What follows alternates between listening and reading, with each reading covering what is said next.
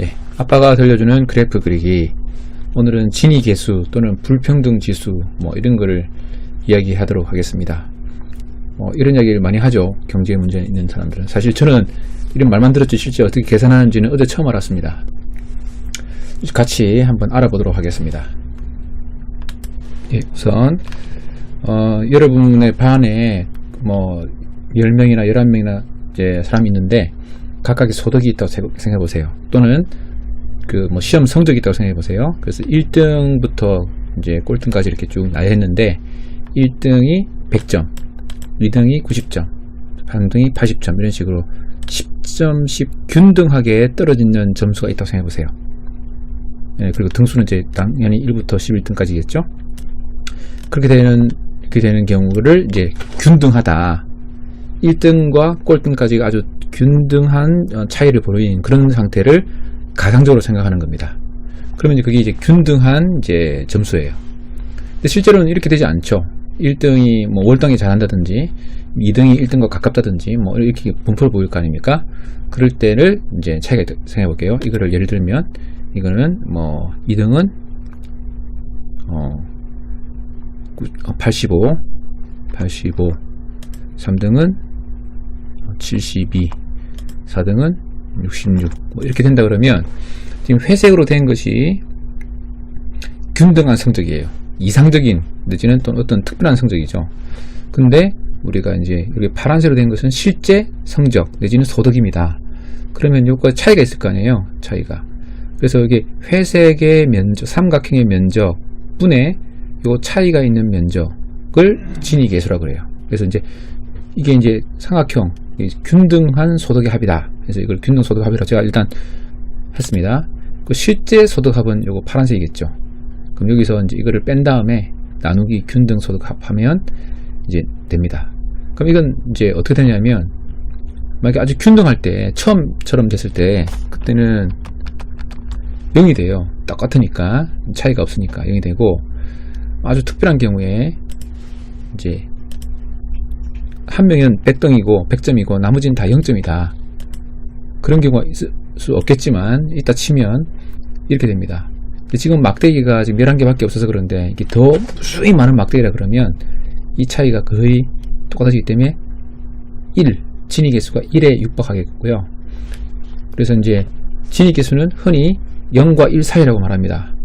그 인터넷에 그렇게 되어 있더라고요. 뭐 백과사전에도 그렇게 되어 있고. 근데 이거는 틀렸습니다. 이론적으로. 경제학 교과서가 그렇게 되어 있다면 제 생각엔 경제학 교과서를 바꿔야 될 것 같아요. 실제 그렇지 않고 예를 들어서 이제 이게 100점이고 모두가 100점이고 마지막 한 명이 0점이다. 이게 되면 음수가 나올 수 있습니다. 그래서 음수 마이너스 1에서 1까지가 이제 이론적으로 가능한 그런 값이고요. 근데 이제 실제로는 그렇지 않죠. 보통은 이렇게 해야 되니까 이제 돈 잘 버는 사람들이 월등히 많이 버는 거 많기 때문에 뭐 실제 그런 경우는 없지만 저는 이론적으로는 마이너스 1부터 1까지 되는 값이다 라고 저는 인터넷이나 책 같은 데서 바뀌어야 된다고 생각됩니다. 자, 두 번째,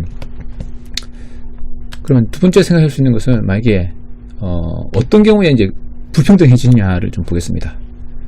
만약에 이게 이제 1등이 우리 반의 1등이 200점을 맞은 거예요. 잘해서. 그러면 이렇게 바뀝니다.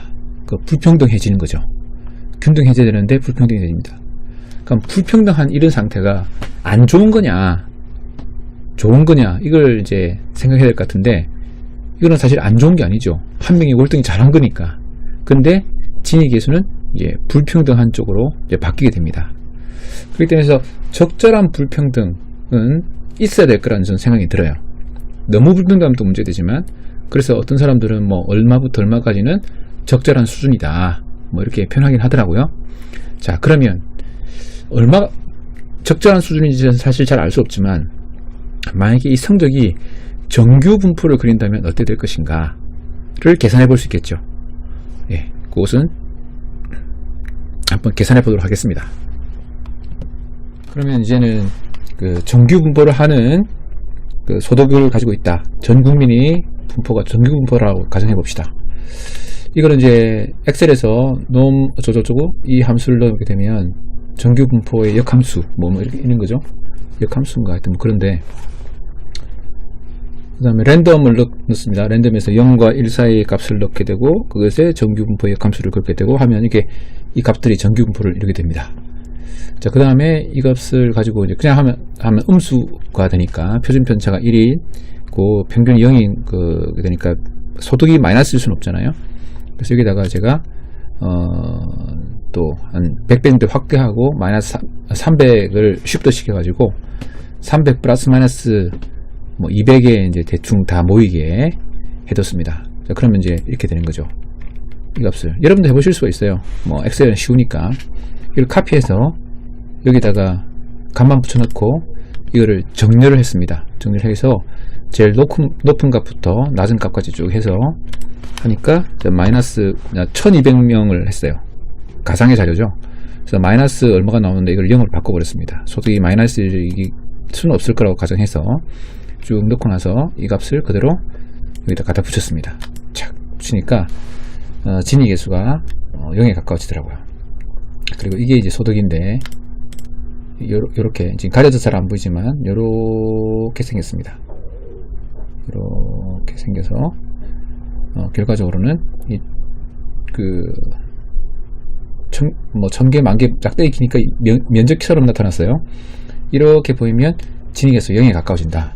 즉 소득이 표준 편차처럼 정규분포의 분포를 보게 되면 진위계수는 그 0에 가깝다. 이렇게 알 수 있겠습니다. 자, 그러면 이제 그 다음에는 이제 정규분포보다 오른쪽으로 치우친 정규분포다를 가정해야겠죠. 예. 그러면 어떻게 하면 되느냐? 예.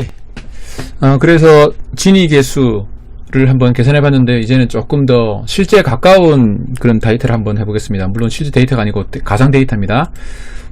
여기서부터 저 아래까지 1200개의 자료가 있고요. 이것들이 이제 100 뭐 근처부터 0까지 있는 그런 소득이고, 이제 무슨 히스토그램 한번 그려보겠죠. 분포가 어떻게 되는지 보이기 위해서 히스토그램을 한번 그려보도록 하겠습니다. 히스토그램 그리는 법은 다음 기회에 설명하기로 하고요. 이렇게 오늘은 주제가 그게 히스토그램이 아니니까 히스토그램 한번 그려보도록 하겠습니다. 히스토그램을 그려보니까 계급 1번이 이제 대체로 이런 분포로 보이고, 이제 좀 소득이 높은 사람은 좀 많네요. 이쪽이 좀 그래서 돈을 좀 많이 버는 사람들이 저 끝단에 가 있고, 뭐 대체로는 좀 적게 벌고 약간 소득이 좀 불균형하게 보이죠. 뭐 하여튼 이런 자료를 한번 만들어 보겠습니다. 그래서 한번 이 자료를 가지고 계산해 보면 이거를 그다음에 정렬도 했어요. 지금 위에 값이 높은 것부터 다른 값을 해서 카피해서 우리 그 시트1에 가서 이렇게 갖다 부었습니다. 붓고 보니까 이제 이게 가려지니까 요거를 막대 차트에서 꺾어선 차트로 바꾸죠. 뭐 그럼 뒤가 보일 테니 이렇게.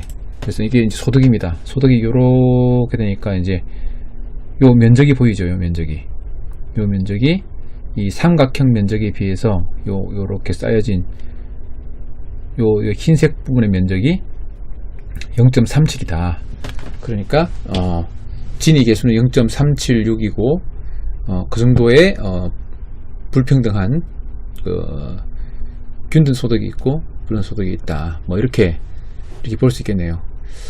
그래서 이제 뭐 오늘은 이제 진위계수가 뭔지도 한번 알아봤고, 어떤 성격이 있는지 어떻게 계산하는지도 한번 알아봤습니다. 뭐 제가 진위계수를 뭐 평소에 보는 건 아니고 어떤 동영상을 보니까 진위계수 이야기 하길래 이게 도대체 뭔가 하고 좀 알아봤더니 뭐 이런 거더라고요. 그래서 혹시 그 파일은 요 파일은 제가 제 블로그에 올려두겠습니다.